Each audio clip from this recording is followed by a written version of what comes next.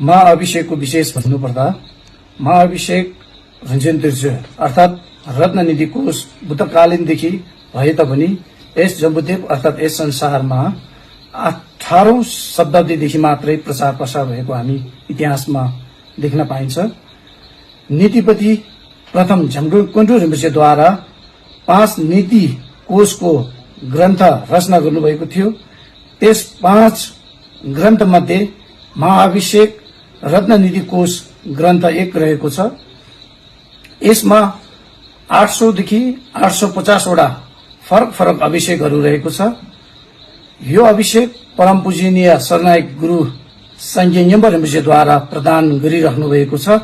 यो महाअभिषेक सम्पन्न हुनको लागि 4 देखि 5 महिनासम्म समय लाग्नेछ।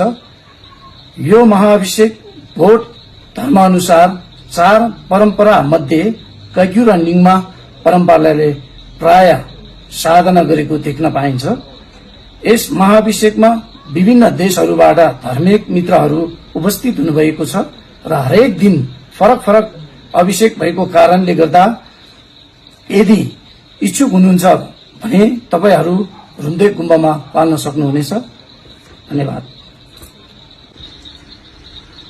So the great empowerment of the Rinchen Terzod, it was there during the time of Lord Buddha, but then again in the 18th century, the first Jamgon Rinpoche, he compelled it again in this world.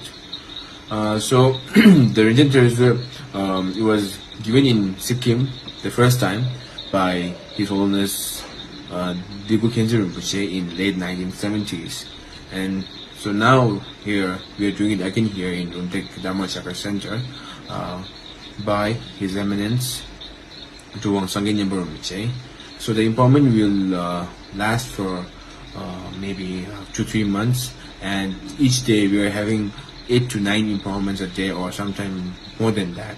So we would like to invite in everyone to join us on this auspicious occasion whenever you get free time. Thank you so much.